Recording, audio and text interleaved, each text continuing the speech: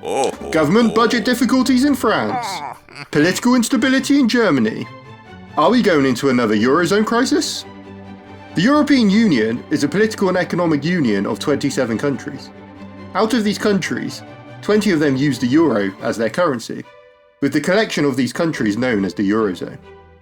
Back in 2009, the Eurozone crisis began when European countries showed signs of vulnerability due to high levels of public debt. In particular, Portugal, Italy, Ireland, Greece, and Spain, often referred to as the pigs. The most notable crisis was in Greece, where it announced that the government deficit has been underreported and was much higher than anticipated. For those who don't know, the government deficit is the amount of additional spending by the government above the amount of income they have generated through taxation. So larger deficits mean more borrowing. To get a grip on their debt, Greece required multiple joint EU-IMF bailouts to ensure that creditors could be paid on the country's outstanding debt obligations. The next Eurozone crisis may arise from the largest economies in the group, France and Germany.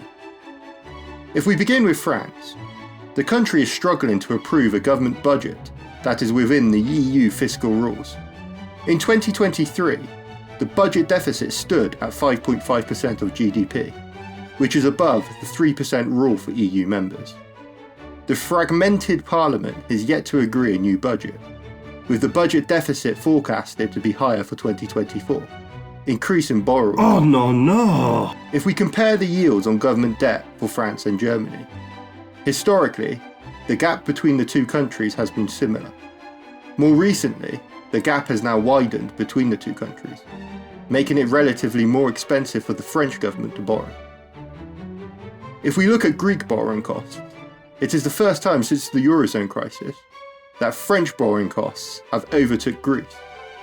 Although German borrowing costs remain low, they are also suffering from economic issues and have an upcoming election this year. In Germany, automobiles is the largest sector, but market share for German cars is shrinking. Chinese manufacturers of electric vehicles, such as BYD, are taking market share from traditional European car manufacturers, with Volkswagen announcing on October 24 the closure of 3 local factories. Furthermore, prior to 2022, around half of Germany's gas imports came from Russia, but now have almost reduced to zero. Given that Germany's economy contains a large number of energy-intense industries, energy costs do have a material impact on the country's economy. The higher energy costs since the Russia-Ukraine crisis is having an impact on their economic growth. Following the election of Donald Trump in the US, trade wars between the EU and US could arise. Donald Trump has indicated that the EU could be a target of general tariffs of up to 20% to help manage the trade deficit with the bloc, possibly resulting in more economic difficulties for Germany and other EU nations.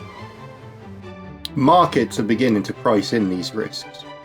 If we look at the euro over the last 2 years, it has underperformed the US dollar, in particular the most recent month. The EU has also underperformed against currencies domiciled closer to the bloc, such as the British pound and Swiss franc. However, a weakened currency does have advantages, especially for exporters.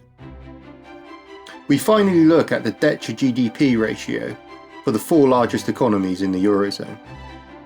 Prior to the first Eurozone crisis, the ratio was below 110% for all these countries, but increased significantly in the following years during the crisis. Since then, only Germany has managed to slightly reduce the ratio. The figure for all 4 nations is above the 60% limit prescribed by the EU to its members, although it is evident that the EU doesn't strictly implement this rule. Given these high levels of debt, if financial difficulties arise in the future, it may be difficult for EU nations to raise significant amounts of capital cheaply through borrowing like they did during the Eurozone crisis. Looking at the Eurozone, it is evident that 2025 could be a difficult year for the bloc. Given the political instability and the high levels of indebtedness, could this also be the year when another Eurozone crisis occurs? Leave your views in the comments.